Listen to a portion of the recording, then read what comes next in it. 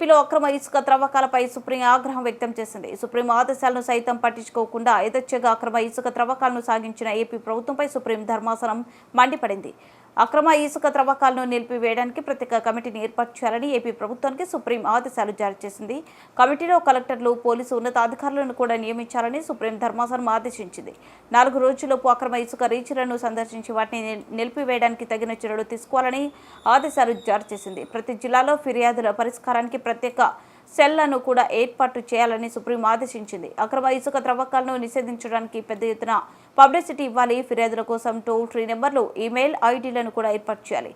తమ ఆదేశాలను ఎవరైనా ఉల్లంఘిస్తే కోర్టు ధిక్కరించి చర్యలను తీసుకుంటాం. కమిటీలోని అధికారులు సుప్రీంకోర్టు నియమించిన అధికారులుగా విధులను నిర్వర్తించాలి. ఉల్లంఘనకు పాల్పడిన వారిపై క్రిమినల్ చర్యలు తీసుకోండి అని సుప్రీం ఆదేశాలు జారీ చేసింది. ఏపీలో యథేచ్ఛగా అక్రమ ఇసుక త్రవ్వకాలు జరుగుతున్నాయని కేంద్ర పర్యావరణ అటవీ శాఖ ధృవీకరించింది.